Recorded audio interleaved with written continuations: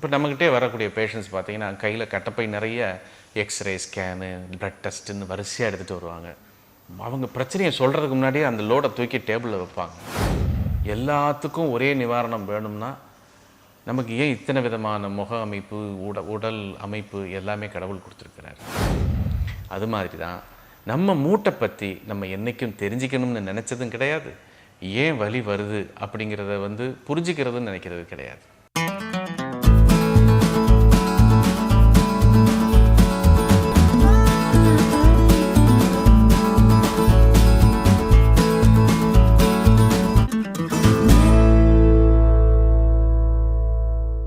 வணக்கம், நான் உங்கள் டாக்டர் பரத், மதுரை ஈஸ்வரா மருத்துவமனையிலிருந்து பேசுகிறேன்.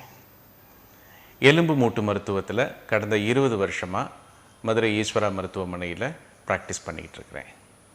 இன்றைக்கி நம்மளில் நிறைய பேருக்கு, அதாவது ஒரு வீட்டுக்குள்ளேயும் குறைஞ்சபட்சம் ஒருத்தருக்காவது மூட்டு வலிங்கிறது ரொம்ப சாதாரணமான ஒரு பிரச்சனையாக தான் இருக்குது.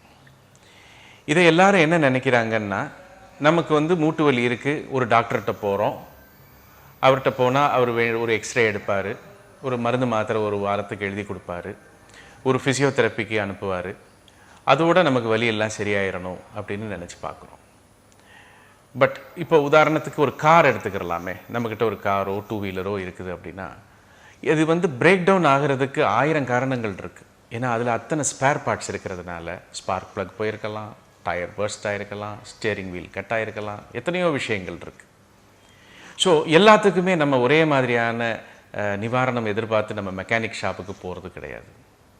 அங்கே போகும் பொழுது அவர் என்ன ப்ராப்ளம்ங்கிறத பார்த்துட்டு அதுக்குண்டான எஸ்டிமேட்டை உங்களுக்கு கொடுத்து ஒரு 1 or 2 days கராஜில் விட்டு அதை சரி பண்ணி உங்களுக்கு பண்ணி கொடுக்குறாங்க. அதே மாதிரி தான் நம்ம மூட்டுக்குள்ளேயும் நிறைய ஸ்பேர் பார்ட்ஸ் இருக்குது. இந்த ஸ்பேர் பார்ட்ஸ் எப்படி அமைஞ்சிருக்கு, ஒரு ஸ்பேர் பார்ட்ஸுக்கும் என்னென்ன வேலையை கடவுள் கொடுத்துருக்காரு அப்படிங்கிறத நம்ம தெரிஞ்சால் தான் நமக்குள்ள ஒரு நல்ல ஒரு இன்சைட், நம்மளை நாமளே நல்ல உள்நோக்கி பார்க்கக்கூடிய ஒரு வாய்ப்பு கிடைக்கும். பொதுவாகவே நமக்குன்னு வரும்பொழுது, பர்சனலாக நமக்குன்னு வரும்பொழுது நம்ம பெருசாக எதுக்குமே இம்பார்ட்டன்ஸ் கொடுக்கறது கிடையாது. உதாரணமாக, நம்ம சுவாசிக்கிற காற்றுல எவ்வளோ தூசி இருக்குது, நம்ம நல்ல காற்று தான் சுவாசிக்கிறோமா? கிடையாது. குடிக்கிற தண்ணி பிளாஸ்டிக் கண்டெய்னரில் எவ்வளோ நாள் இருந்தது, இப்போ நம்ம குடிக்கும்போது இந்த பிளாஸ்டிக் நமக்குள்ளே போகுமா, அது எவ்வளோ சுத்தமானது தெரியாது. அதை விடுங்க, நம்ம சாப்பிட்ற அரிசி எத்தனை பேருக்கு தெரியும் அது உண்மையிலே எங்கே பயிரிடப்பட்டுச்சு, அது ஆர்கானிக்கா நான் ஆர்கானிக்கா, பூச்சி மருந்து அடிச்சிருக்கா அடுக்கலையா, எதுவுமே தெரியாது. இது எல்லாமே நம்ம உடம்புல ஒரு அங்கமாக மாறக்கூடிய ஒரு பொருட்கள். இதுக்கே நம்ம பெருசாக இம்பார்ட்டன்ஸ் கொடுக்கறது கிடையாது. அதே மாதிரி பார்த்திங்கன்னா, கார் எடுத்துக்கிட்டோம் அப்படின்னா, விலை உயர்ந்த கார் வாங்குகிறோம், அதுக்கு இன்சூரன்ஸ் கட்டுறதுக்கு 4 லட்சமோ 10 லட்சமோ எவ்வளோ இருந்தாலும் நம்ம அதை பற்றி பெருசாக பொருட்படுத்துறது கிடையாது. ஆனால் அதே நம்ம உயிர்னு வரும்பொழுது நம்மளில் எத்தனை பேர் ஹெல்த் இன்சூரன்ஸ் எடுத்துருக்குறாங்க? கார்ப்பரேட் நிறுவனங்கள் வந்ததுனால தேங்க்ஸ் டு தெம், அட்லீஸ்ட் அங்கே வேலை பார்க்குற எம்ப்ளாயீஸ், அவங்க ஃபேமிலி எல்லாத்தையும் கவர் பண்ணுறதுக்காக இன்றைக்கி ஹெல்த் இன்சூரன்ஸ் போட்டிருக்கிறாங்க. அதை தாண்டி சுயமாக முன் எத்தனை பேர் நமக்காக ஹெல்த் இன்சூரன்ஸோ லைஃப் இன்சூரன்ஸோ எடுத்து நம்மளை நாமளே பாதுகாப்பு வளையத்துக்கு கொண்டு போகிறோம். அது மாதிரி தான் நம்ம மூட்டை பற்றி நம்ம என்றைக்கும் தெரிஞ்சுக்கணும்னு நினச்சதும் கிடையாது. ஏன் வலி வருது அப்படிங்கிறத புரிஞ்சுக்கிறதுன்னு நினைக்கிறது கிடையாது. பிளைண்டாக நம்ம டாக்டர்கிட்ட போனால் ஒரு வலி சரியாகும். இதனால தாங்க டாக்டர் ஷாப்பிங்னு ஒன்று ஆரம்பிக்கிறதே. முதல்ல ஒரு டாக்டர்கிட்ட போனேன். இப்போ நம்மக்கிட்டே வரக்கூடிய பேஷண்ட்ஸ் பார்த்தீங்கன்னா கையில் கட்டப்பை நிறைய எக்ஸ்ரே ஸ்கேனு ப்ளட் டெஸ்ட்டுன்னு வரிசையாக எடுத்துகிட்டு வருவாங்க. அவங்க பிரச்சனையை சொல்கிறதுக்கு முன்னாடியே அந்த லோடை தூக்கி டேபிளில் வைப்பாங்க. அதை பார்த்த உடனேயே நமக்கே மலைப்பாக இருக்கும்.